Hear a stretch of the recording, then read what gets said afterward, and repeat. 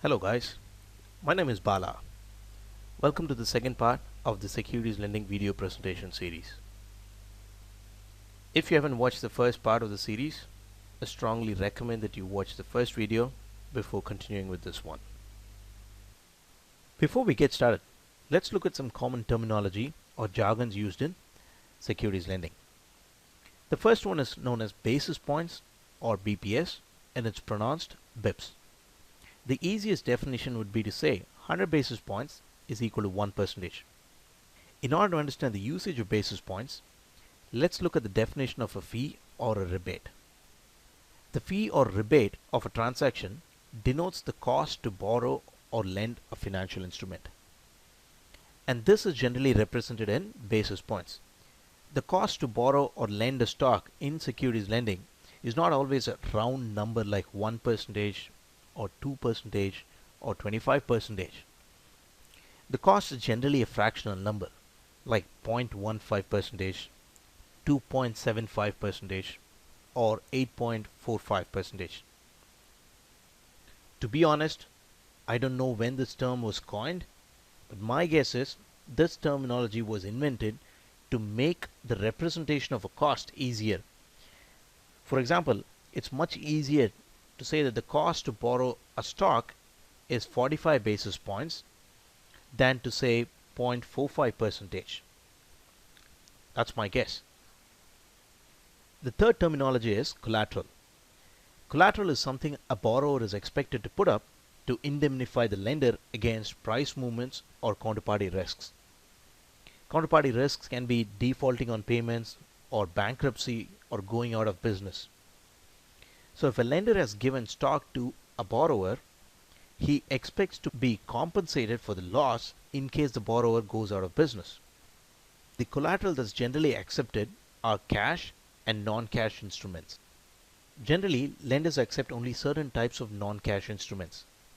These have to be extremely liquid so that in case of a problem, lenders can liquidate the non-cash collateral and make up for the loss. The types of non-cash collateral that lenders usually accept are high-grade equities, high-grade corporate bonds, government bonds, or any financial instrument that can be liquidated pretty quickly. Of course, there's a lot of other terminology that we need to understand. But to start with, let's just look at the basics, and as we progress, I will explain the other terminologies. And to be clear, the terminologies that I've just explained are not specific to securities lending. I've just explained them in the context of securities lending. The life cycle of a trade can be broken down into 5 stages. The first one is getting a quote, also known as a locate. The second stage is agreeing on the terms and economics. The third stage is executing the trade. Fourth stage is the trade maintenance. Fifth stage is trade closure. In the subsequent slides, we will look at the different life cycles with an example. The first stage is known as getting a quote or a locate. In this stage, the client calls a broker to borrow a stock, and the broker calls few lenders to find their fee and quantity they are willing to lend. The lenders provide the quantity, fee, and the collateral they are willing to accept. The broker adds his commission, which is known as a spread, and provides his offer to the client. In this example, the broker has called two lenders, lender A and lender B. Lender A is willing to lend the stock at 5% and accepts cash as collateral, whereas lender B is willing to lend the same stock at 6% and will accept only US Treasury bills as collateral. In certain markets, like the US for example, getting a locate is mandatory before executing a short sale order. There are several market restrictions in this business. We will look at all these restrictions at a later stage. Stage 2 and 3 is when the two parties involved in the trade agree on the terms and execute the trade. Let's assume for this example that the stock is Apple and the quantity is 1000 shares. Based on the current price, the market value of 1000 shares of Apple is $500,000. There is also something known as a collateral value. Collateral value is the additional collateral a borrower is expected to put up to protect the lender against sudden price movements.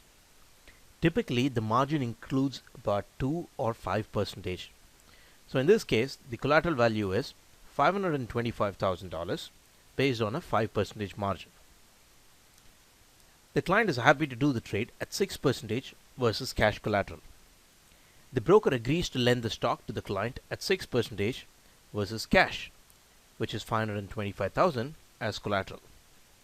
The broker borrows the stock at 5% versus cash from the lender. So the broker takes the $525,000 given by the client and passes it on to the lender to borrow the stock. So the spread 1% that the broker makes in this transaction is his profit. Stage 4 is the trade maintenance. The income or expenses, also known as the accruals, are calculated on a daily basis, and the billing is typically done on a monthly basis. The client has agreed to pay the broker a certain rate for borrowing the stock. This is the broker's income. In turn, the broker has agreed to pay the lender a certain rate for borrowing the stock. That's the broker's expenses. The trades are also marked periodically. Marking is the process of revaluing the trade to ensure that neither counterparty is paying more than the fair value of the trade. If required, the trades can be re-rated as well. This is done if the cost to borrow the stock increases suddenly due to a sudden increase in demand in the market or a sudden squeeze in the supply of the stock. Re-rating is the process in which the counterparties involved in the trade agree on renegotiating the terms and conditions of the trade. Understanding the profit and loss of a trade is very important. Based on the example that we have just seen, the tables here show the profit and loss for this particular trade for a period of 7 days. The table on the left shows the income received by the broker from the client, and the table on the right shows the expenses paid to the lender by the broker for borrowing the stock. And the table on the right shows the profit and loss for this particular trade for these 7 days. On day 1, based on the 1% spread, the broker makes a profit of $14.58. On day 2, the stock price has increased from $500 to $510.